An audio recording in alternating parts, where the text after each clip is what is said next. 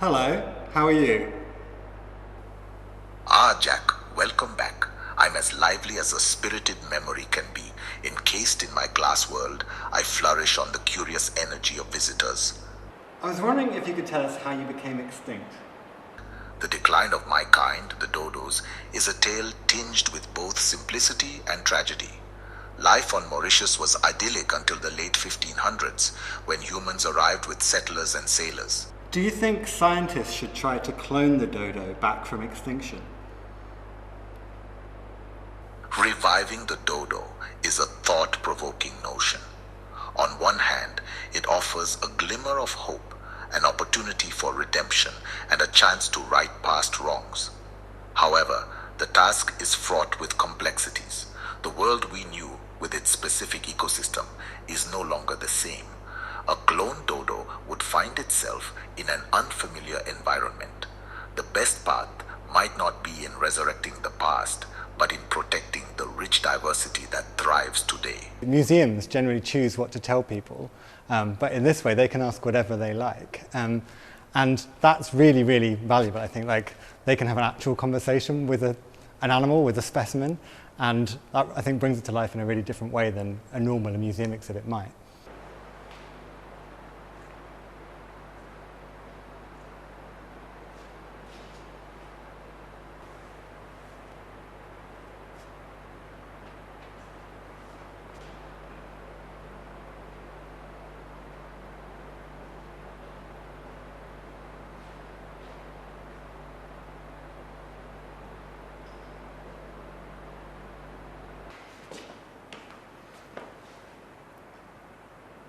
What's it like to be a platypus?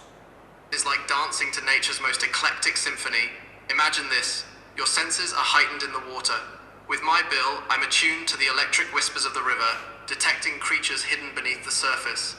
Each dive feels like exploration with invisible guidance, swimming through freshwater streams, feeling the gentle resistance of water was pure joy.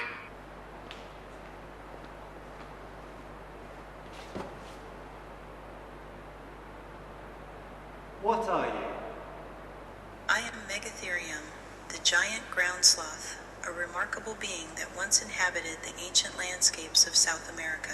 People can ask whatever they like, and when I started working with the Nature Perspectives platform, I was just asking factual questions, but because the animal's personality comes across really quickly, you end up having an actual conversation where you're asking more about feelings, or you're asking anything fun. You could ask it, how its day was, what it had for breakfast. You can have a proper conversation, and I think that it's a different way of engaging, and it's much more real, I think, than most information we get in museums.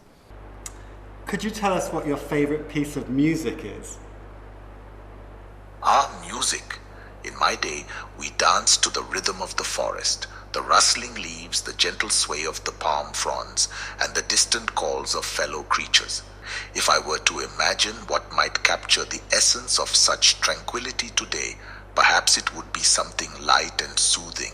So the simulations are very flexible. We build what we call a digital mind on a simulation of a specific individual. That includes personality traits, as much as we can of the known science about its evolutionary adaptations and so on, alongside a memory bank of things that it possibly have experienced during its lifetime.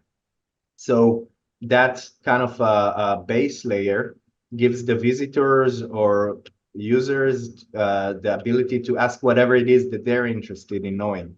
So they can ask about any topic and they will get an answer that is grounded in this digital mind, in this digital entity.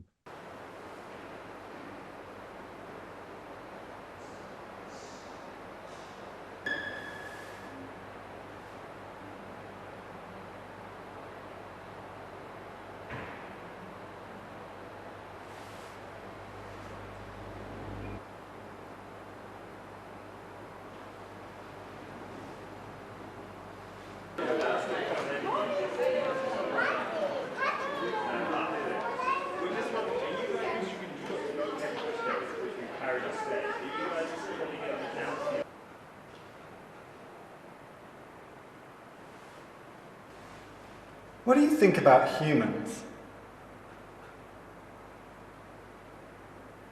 Humans, a curious bunch indeed. My feelings are a mix of intrigue and caution. On one hand, it's through human curiosity that I'm here, engaging with you and others, and sharing the wonders of my existence in this museum setting. Your fascination with nature's quirks, like me, can spark important conversations about biodiversity and conservation. It's really inclusive, so people tell the animal what age they are, so it speaks back to them at a kind of age-appropriate level. It speaks in 20 different languages, so you can, whoever you are, you can come and ask it a question. You can type in your questions, or you can use voice. So it's very inclusive.